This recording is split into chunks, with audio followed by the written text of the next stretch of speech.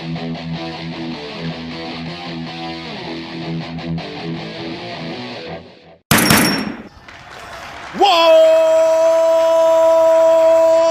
up, nerds and nerdettes and we little nerdlings all? It's your buddy Big Johnny G from Pixie presents Legendary Gaming.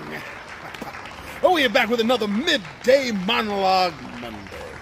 Beautiful day sitting here in the shade. Glad to be out here with you. Glad you all came back, that you checked out this video. Thank you all for checking us out. Thank you for subscribing to us. Thank you for commenting and sharing. We love it every time we see you guys do that. So, the topic of today, if you notice from the thumbnail, is Q&A, questions and answers. There's been a few questions that have been sent this way, and we're always open to answering your questions. If you want to send us any questions, we'll let you know. We'll give you an email address that you can email any questions or anything general to twogunpixie, and we will try to get to them. So there's been a few. We'll see. I'll go through a few of these. We'll see how the time works out. I can always come back and do another Q&A session another time. So what we got a few here, and the first one: how do I deal with disruptive players? That's that, my friends, is the age-old question to tabletop gaming. And it's been a problem really as long as I've been gaming, to tell you the truth. I never noticed it until high school, though. Now, with me, I was doing all my early gaming with my local real-life friends that I was growing up with at the time when I was 8 years old. So you have a different dynamic when you have, close personal friends. But when I got into high school and I started gaming there, I proudly started, and from everything I know, it ended with me, the Mount St. Michael Dungeons and Dragons Club. Mount St. Michael Academy Dungeons and Dragons Club. And that was the first time I had to sit down and play any tabletop gaming, in this case RPGs, with individuals I didn't know, people that weren't really my friends, people that weren't hanging out with all the time. These are people I just went to class with. Some of them I didn't even have classes with. So I barely knew some of them, didn't know a couple of them, and there was a lot of disruption there. Because you have people coming in that are used to gaming in a style that whoever their DM is, which is most likely a close personal friend of theirs that they grew up with. So that's when I first started realizing, how am I going to deal with this? The very first thing I ever did, I just put my foot down. That's it. As the DM, I just put my foot down. I tell them, boom, this is it. Don't act this way. Don't do these stupid things. This is the way we're going to play. Or however I phrased it, these are words that's popping out of my mouth now. But however I phrased it at the time was directed at whatever the cause of that disruption was. And it worked okay enough.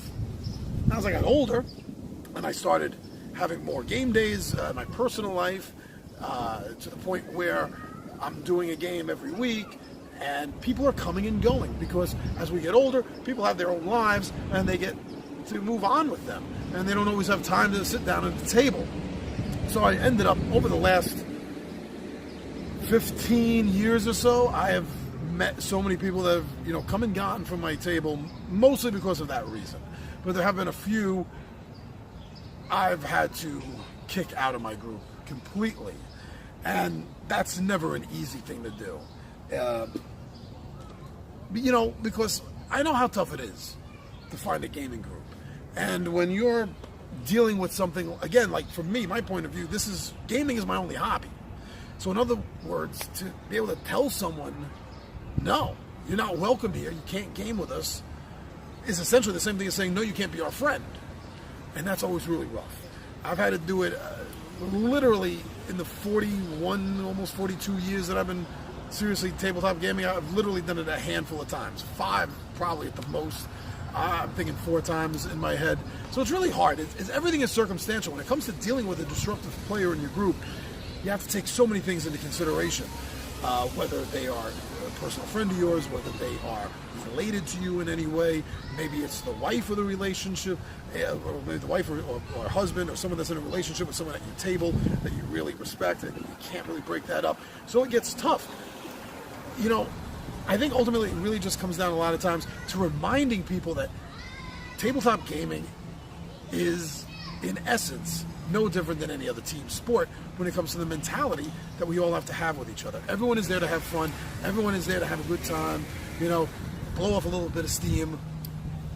And if you're sitting at the table together, one aspect or another, you're all friends. So sometimes you just have to remind people of that. It's very tricky. There's no easy way. There's no one good answer I can give you as to how to deal with a disruptive player in your group. So it's all circumstantial. Depends on you, who the person is, your connections, their connection with the other people. It can really be a test. Ultimately, though, if you're running the game, especially if this is an RPG style situation you have and you're the DM, I would suggest just starting off with the way I started off. Put your foot down. You're the DM. Don't let someone railroad you. And if it's a situation where it's not an RPG, where it's a tabletop day, well, somebody is hosting. So your guests at their house. Try to use that angle. I wish I had a better answer for you, but I would need a specific, really, to give you a better answer. Just go easy on them. Go easy on them. That's the best advice I could give. What board game would you... This is a good one, actually. What board game what would I recommend for a first date? That's an interesting question. I don't think I've ever been asked that before. And again, I hate to use the same word again, but it's true. This is all circumstantial. You have to know what the person you're on a date with, you have to know something about them, what they like, what they don't like. It might help with even just knowing what kind of genre of books or movies, television shows that they like, because that can help you, gear towards a specific game or not. A couple of quick ideas. So you're definitely going to want a game that is conducive for two players, for two people. I'm assuming that is a date between 1 and 1. Okay? So taking that into consideration, you're going to want a game that plays two players. There's a lot of really great exclusively two-player games. And I picked a couple of titles out from my collection that are two-player games, because I think that's a great place to start. But you want to know the person. Like I was saying when I opened up with this question, you want to know something about them. Hopefully it's not a blind date, and if it is, whoever set you up, have them tell you something about what this other person likes. Because then if you know what they like, you can gear it. If they like to be cooperative, if that's the kind of thing that they like, then you might want to think of a good cooperative two-player game like Not Dice. It's a great game where you're working together. Not every game you play in Not Dice necessarily has to be competitive. It can be competitive. It doesn't necessarily have to be cooperative. Sorry about that. So that adds it up. That brings the game into sort of a dual position for you. And it's a really nice game. It looks beautiful. The dice are beautiful. And if you're on a date with someone that happens to be, Irish or Scottish or even English, and they're into art, they will love the way these dice look. Maybe you're looking for something that's directly competitive. I wouldn't suggest that on a first date, but you do get to learn a lot about a person that way. My favorite two-player competitive game is called Agamemnon, and it's based on the Trojan War. One player is playing a god who is, and it doesn't matter who the god is, you're just Greek gods, and you're siding with the Trojans, and the other player is Greek god or goddess who is siding with the Greeks. And so you have the Trojan and the Greek War playing out in a very chess-like manner. Now, that doesn't look like chess. Don't hear me say this, look at the game and go, Big John, you don't know what you're talking about. This doesn't look a thing like chess. It's the way the game plays. It's the amount of strategy, the deep level of strategy, how every single move that you make is not just affecting you, it's affecting your opponent and vice versa. It really gets you thinking, which is one of the reasons why I love this game so much. It's so easy, it's so simple, it's just a deck of cards, and I'm sorry, it's just a bunch of chits on a board that you're going to be moving and manipulating through the use of putting tokens down. Those tokens represent the forces of the Greek or the Trojan War that you, as a deity, are manipulating. So that's really good. It's a fast setup for the game. The game itself, I don't think I've ever played a game that lasted more than 30, 35 minutes. So it's a good game. You'll play it fast, and there'll be time to talk and hang out, whatever else afterwards. Two more real quick. Another game, if you like competitive games, but this is a little different. Not strategy. You just want to take it to another person, and you know they do, that that's the kind of thing they like. I got a two-player game that not a lot of people know of. I've mentioned it a few times. It's a really fun game. You might want to check it out. It can be played 4 players also. It can play 3 players. I've always found it to be best with 2 players. And that is Fate of Acheron. This is a game. It's a fantasy set game. This game is all cards, and it's very easy because the cards come with 4 fixed decks: one for elf, one for dwarf, one for orcs, and one for the undead. And these are all the survivors in a world that's dying, and they're basically fighting for what resources are left. And you pick a tribe, and those are the cards you're going to use. And it's a little bit like Magic the Gathering, because you're playing cards against each other, and it really gives you that sort of take it to the fight attitude. And if that's something that you think that your date is going to like, then that attitude in gaming, then definitely Fate of Acheron you might want to take a look at. Did I mess up there? See, not dice, Odin's Ravens. Odin's Ravens. That's a card game, 2 players, where you are playing literally Odin's Ravens, Hunin and Munin, or close to that pronunciation anyway. Sorry if I got it wrong. And just like in mythology, the 2 birds, they fly around the world, and they come back, and at the end of the day, they tell Odin everything that's gone on in the world, because they have seen and heard it all. And in this game, that's exactly what's going on. However, after thousands and thousands of years of doing this, you birds have gotten bored. So he decided to turn it into a racing competition.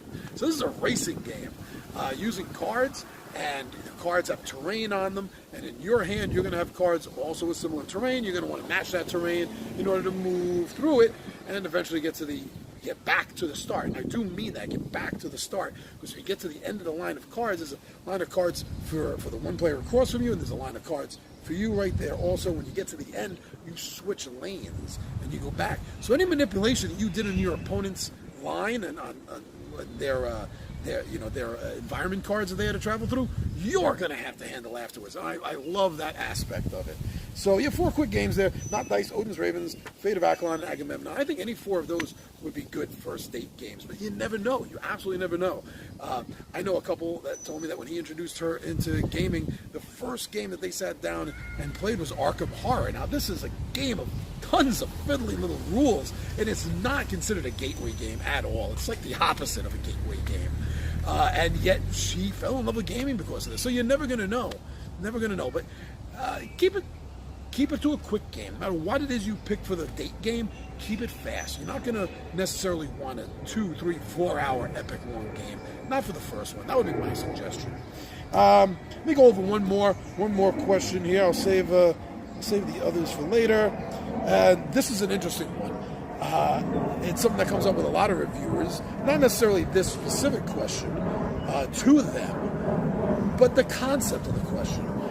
Very simply, I was asked, when, where, how do I find time to do this filming? And that's a legitimate question, since I don't do this professionally. I have a job. It takes up 9 hours of my day, not counting in traveling time. And then I got my wife, I got my dogs, I have an apartment. Things need to get done. So I think this is probably the coolest, actually, the 3 questions that we, 3 of the questions that we got, and the 3 that I'm dealing with now with you, about finding time for filming. Well, as you notice right now, I'm doing this on my lunch break. And that's what I do for the Monday and the Tuesday films that I drop. I do them right here during my lunchtime. They're fast enough to edit, they're fast enough to shoot, and I can get them uploaded by the time I'm leaving work. So that's one way I find time. Another way I find time is stealing every minute I can, wherever I can. Whether I'm on the bus, whether I'm in the bathroom even. I will take things I've already done. Like, for example, I've already have 2 unboxings filmed. I don't have them edited together yet. So it's going to be a slow process. During the week, I'm going to find every little minute I can here and there, and I'll do a little bit of editing there, a little bit of editing there. So the next thing you know, it's all done. And that's really the only way I can find time for filming. And if you're new to this hobby of filming, your gaming, of YouTubing, and Twitch, or whatever you're using as your platform, and you're having trouble finding time, the time is there. But it's not there, generally speaking, necessarily all the time in the big block chunks that you're going to want. Don't poo-poo the minutes that you're given. We all have a minute here, a minute there in our life. Use those what you can. So if you know you're going to have time to, like I said, I did, film something but not have time to edit it, do it. Get out there, film it. You can worry about editing it later. Just save it. You have it in the can, and you can work on it when you steal the minutes away here and there and there and here. There's minutes all around you in your life. And you can use them. Use them to your advantage. They're there. Notice them. Once you notice those minutes, that's when you'll be able to use them. That's the best advice I can give you about finding time. Every time you have a free moment, no matter what it is, do something with it. Do something to advance your hobby, your YouTubing, your Twitching, your Instagramming, your Twitter, whatever it is. You're going to find the time if you look. But like I said, just because you don't find the big block time doesn't mean you have no time. And just because you have a minute doesn't mean you don't have enough time. It's there. You'll find it. And once you do, you'll get into a pattern of using it. And it'll become easier and easier. Of course, I still wish I had more time. Almost everything that happens to me in my life, I think to myself, I'm being Langolier. I think of Stephen King's short story about the creatures that eat the past. And to me, it's just eating time. And that, and I also think of Edward Gorey, great illustrator. I best know him for, and I always get this wrong. Someone's going to correct me down here. I know it. Somebody gets me wrong. Tiny Gasleys or something like that. It was an alphabet he did. A is for Aaron, who fell down the stairs. B is for Barry, who was mauled by bears. He has another alphabet called the Chinese obelisk I like. And it starts off, A is for author who went for a walk. B is the bore who engaged him in talk. That's going to be your life. That's my life. If you're trying to find the time to do this, that's what it's going to be like. So steal those minutes. They're yours. Take them back.